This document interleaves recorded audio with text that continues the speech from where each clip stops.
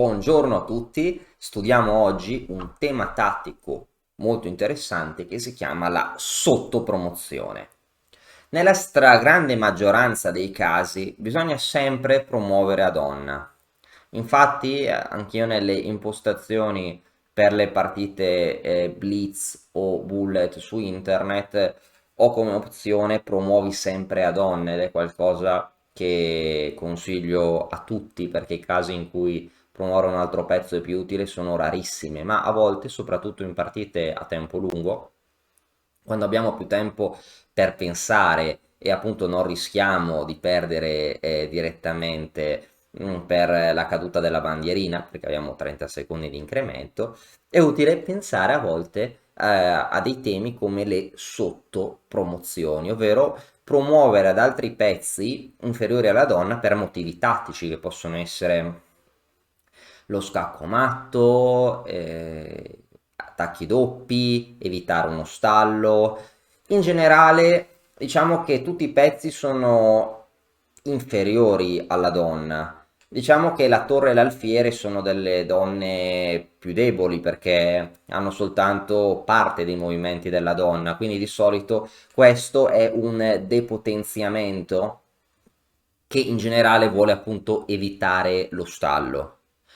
Invece, di solito sottopromuovere a cavallo è qualcosa di più aggressivo, perché il cavallo ha dei movimenti che non ha la donna, ovvero è un pezzo con una geometria diversa, sebbene sia molto inferiore nella stragrande maggioranza dei casi, e quindi di solito quando abbiamo bisogno di un cavallo è per appunto creare temi tattici diversi nella posizione, quindi di solito non è per evitare uno stallo.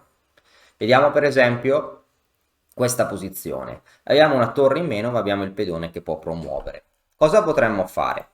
Allora, se noi catturassimo la torre promuovendo e nero ci ricattura, se siamo fortunati da bianco otterremo la patta. Possiamo cercare qualche scacco perpetuo, però abbiamo due pedoni in meno, il pedone a nero passato è molto forte, quindi la situazione è molto triste. Il bianco gioca quindi una combinazione che è donna per A7. Qual è l'idea di donna per A7? Che se il re nero si sposta, il bianco vince perché promuove, poi cattura la donna nera con vantaggio decisivo.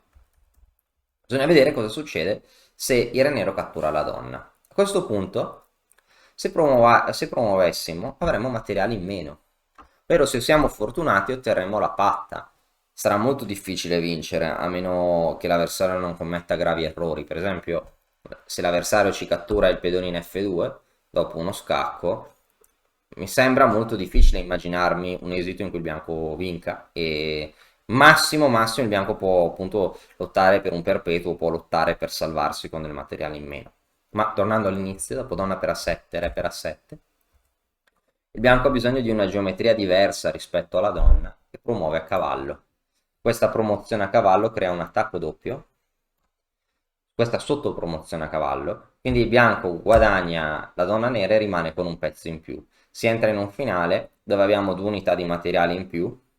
È un finale che richiede ancora un po' di tecnica per essere vinto, ma il bianco vincerà sicuramente a gioco corretto, quindi questa è appunto la soluzione per vincere questa partita.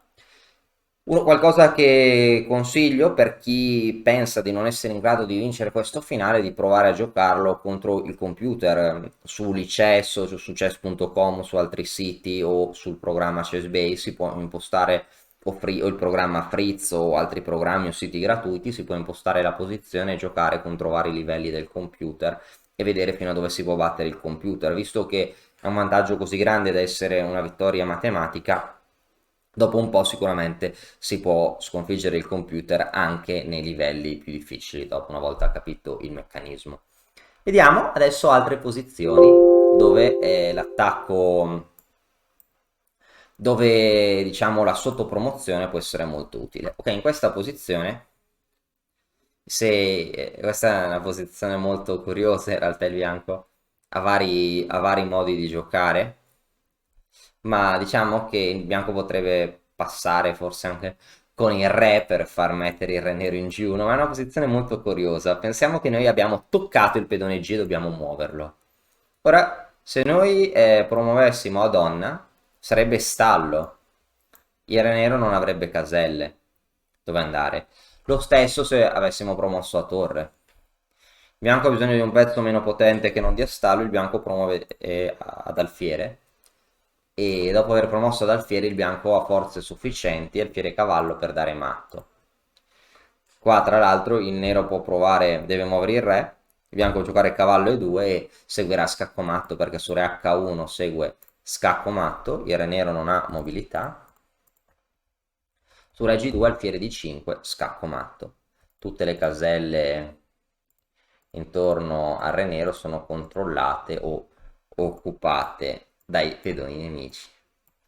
Per fare ciò è stato necessario promuovere un pezzo inferiore alla donna. Diamo un altro esempio, vediamo questa posizione. Il bianco ha un forte pedone passato, ma una torre in meno, quindi bisogna di nuovo usare la forza per provare a vincere questa posizione. Ok, qua il bianco ha giocato cavallo F5 scacco.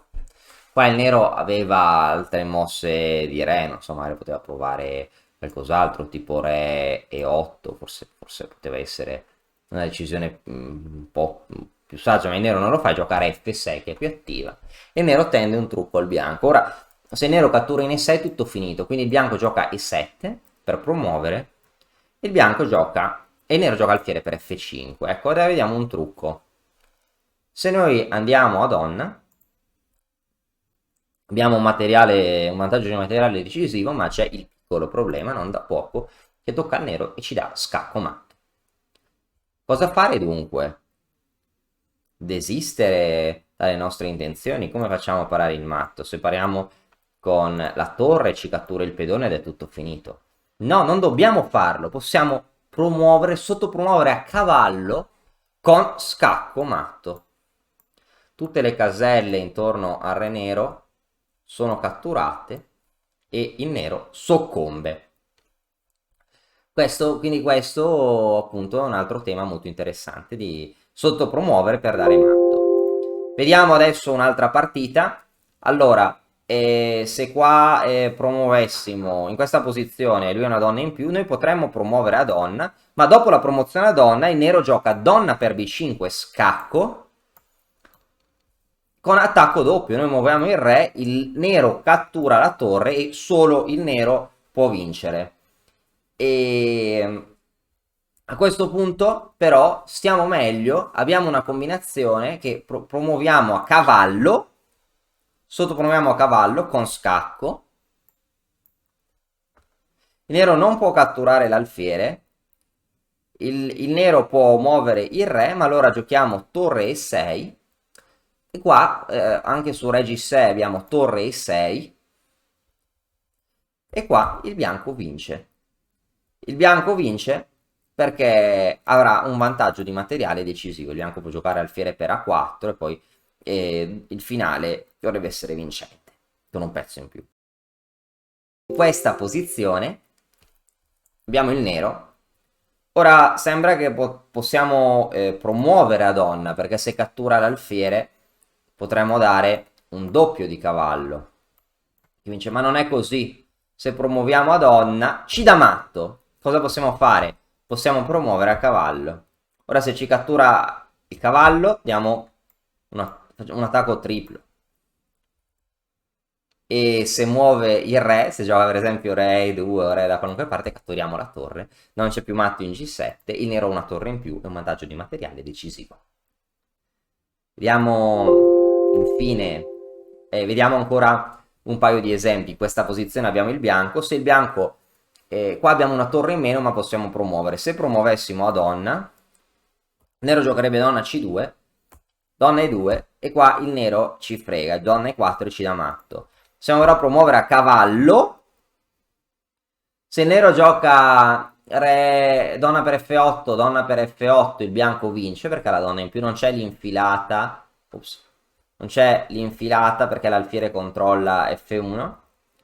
Caso di re G8, qua il bianco vince giocando per esempio non alfiere E per C8 che seguirebbe torre F1, ma per esempio alfiere E6 scacco e su una per E6 donna per E6 il bianco ha un vantaggio di materiale decisivo. Adesso vediamo l'ultimo esempio che è una mia partita dove avevo il nero, giocavo contro il torneo di Codogno del 2012 contro il candidato maestro Angelo Mussab, che mi giocò cavallo per F5, ecco la mia donna è sotto attacco. Cosa posso fare? Ho il pedone, vorrei promuovere il mio pedone passato, ma se sposto la donna, metti il cavallo in D4, il pedone non promuove più. E se io gioco D2, cavallo per D6 e qua promuovo a donna, lo scambio non è stato favorevole per me. Attacco il cavallo, ma il bianco sposta il cavallo e posso dare scacco ma non serve a nulla. Posso dare scacco mi pare, il bianco ha un pedone in più e sta bene. Ma purtroppo per il bianco posso giocare D2 su cavallo per D6. D1 cavallo, non donna ma cavallo, sotto promozione, che è ciò che feci, e è un attacco doppio e anche grazie appunto alla posizione specifica il re non ha caselle per mantenere la donna difesa e dopo tutte le complicazioni cavallo per E3 ho un pezzo in più nel finale che mi permise di vincere la partita. Ancora serve un po' di tecnica, ma il vantaggio del nero è decisivo. Spero che questo tema possa esservi utile in qualche partita, è abbastanza raro ma può capitare, mi è capitato varie volte in torneo, beh non varie volte, però alcune volte è capitato anche in torneo e spero che possiate usarlo per vincere alcune partite o per evitare degli stalli, quindi per ottenere dei punti o dei mezzi punti. Grazie mille e alla prossima. E ora per continuare che cosa posso fare? Beh, innanzitutto ti consiglio di iscriverti al nostro canale in modo tale da non perderti le nuove video lezioni. E poi puoi vedere il video che è stato più cliccato in questa settimana. Ci vediamo, ciao!